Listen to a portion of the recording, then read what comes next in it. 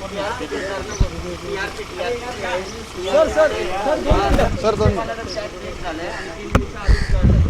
2 मिनिटं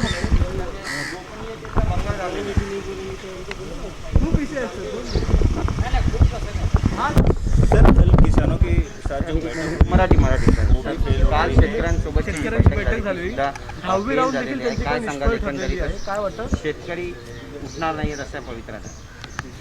सरकारला माहिती आहे शेतकऱ्यांना काय हवं आहे. शेतकऱ्यांना हे सुद्धा माहिती आहे शेतकरी आपल्या मागण्या मान्य केल्याशिवाय घरी जाणार नाही.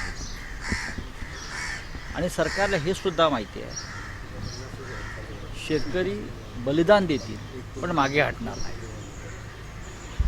हे असताना सुद्धा सरकारच्या वतीनं वारंवार चर्चेच्या फेऱ्या का केल्या जात आहेत? पहिली, दुसरी, तिसरी, चौथी, 5वी, 6वी, 10पर्यंत आल्या.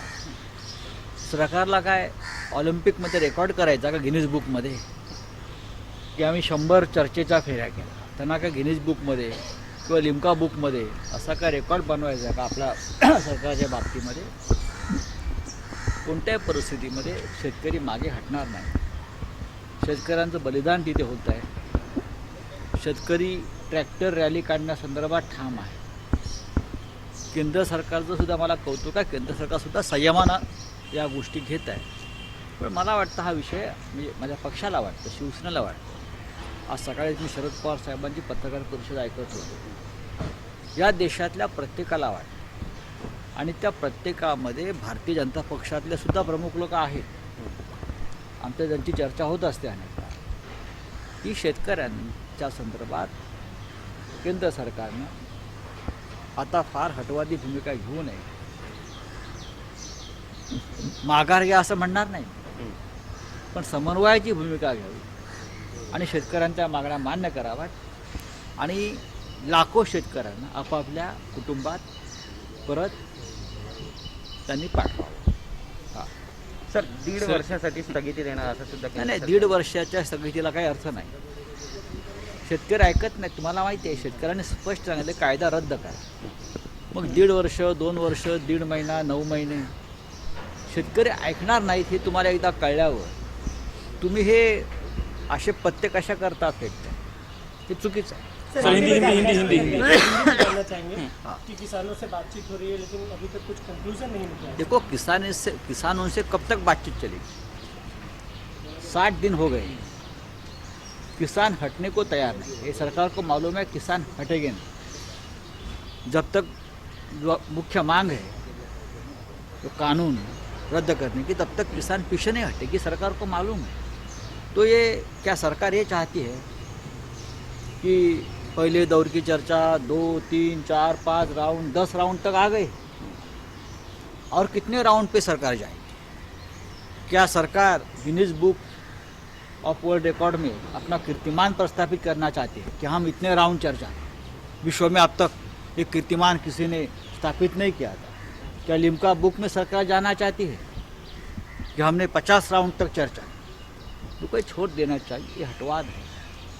मैं ये नहीं कहूँगा कि आप पीछे हटो सरकार की तरफ से, लेकिन किसानों की बात सुनो, किसानों को मनाइए और आप कानून रद्द करने की जो बात किसान ने मांग रखी है आप एक बार उसको मंजूर कर दीजिए.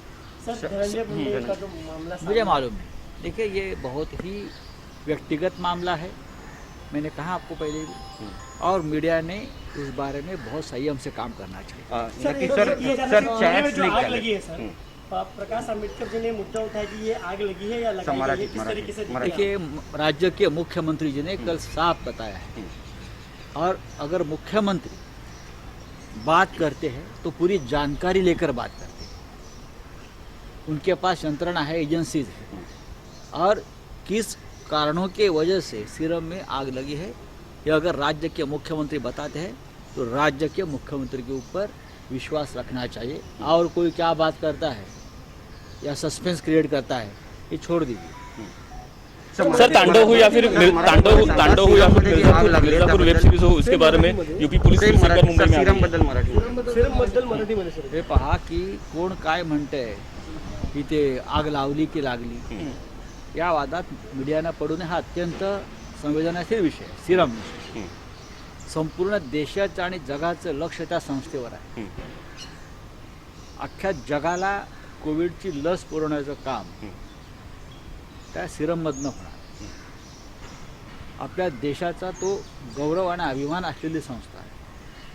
काल राज्याच्या मुख्यमंत्र्यांनी सांगितलं की ती आग कोणत्या कारणामुळे लागली, तो घातपात नाही. राज्याच्या मुख्यमंत्र्याकडे अधिक माहिती असते, त्यांच्याकडे अधिक एजन्सीज काम करत असतात. त्याच्यामुळे जे मुख्यमंत्री सांगतायत त्यावरच विश्वास ठेवायला हवा. सर, चॅट्स लीक झालेले एका खाजगी चॅनलच्या संपादकाचे 300 पानी आणि बालाकोट एअर स्ट्राईकच्या खाजगी चॅनलचे नाही, अर्णब गोस्वामी म्हणायचे. खाजगी चॅनलबद्दल नाही, हा देशद्रोह आहे. राष्ट्राच्या सुरक्षेसंदर्भात इतका पद्धतीनं खेळखंडोबा यापूर्वी कधीच कोणी केला नाही. जर विरोधी पक्षामध्ये आज भारतीय जनता पक्ष असता आणि काँग्रेसची सत्ता असते किंवा अन्य कोणाची असते, तर भारतीय जनता पक्षानं या विषयावरती देशामध्ये तांडव केला असता.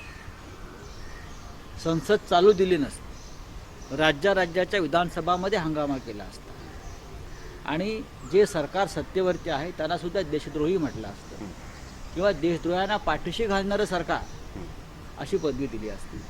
आज का गप्पा आहेत सगळे?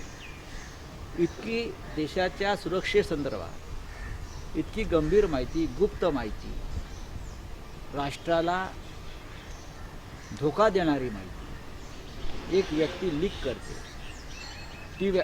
ती माहिती लष्करासंदर्भात, ती माहिती संरक्षण खात्यासंदर्भात आहे.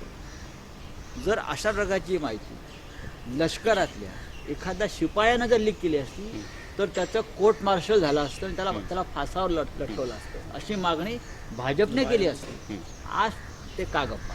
सर हिंदी हिंदी हिंदी हिंदी बोले सर, हिंदी बताइए. अर्णब गोस्वामी के चैट्स लीक हुए हैं, क्या आपको लगता है देशद्रोह है? क्या बताएंगे?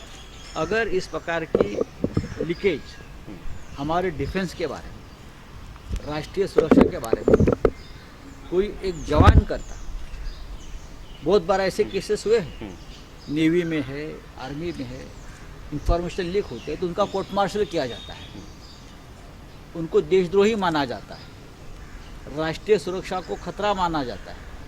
लेकिन ये व्यक्ति अर्णब गोस्वामी जिस तरह से उसने ऑफिशियल सीक्रेट्स इस देश की लीक किए, उनको ऑफिशियल सीक्रेट एक्ट के तहत उसके ऊपर कानूनी कार्रवाई होनी चाहिए. अगर दूसरा कोई होता तो उसके ऊपर कोर्ट मार्शल होता, कोर्ट मार्शल होकर उसको फांसी पर चढ़ा देते. लेकिन भारतीय जनता पार्टी के अगर आज सत्ता केंद्र में है तो चुप बैठे. अगर कांग्रेस की सरकार होती केंद्र में या और किसी की सरकार होती केंद्र में और बीजेपी विपक्ष में होती तो एक अलग तरह से तांडव करती इसके खिलाफ. तो आज तांडव नहीं है, चुप है सब. इस मामले में देश की सुरक्षा को इतना बड़ा खतरा 50 साल में कब पैदा नहीं हुआ था. जो इस व्हाट्सएप चैट्स जो लीक हो गया उससे मैं देखता हूँ. सर तांडव मूवी हो की बात कर रहे हैं, बीजेपी का कहना है कि बनना है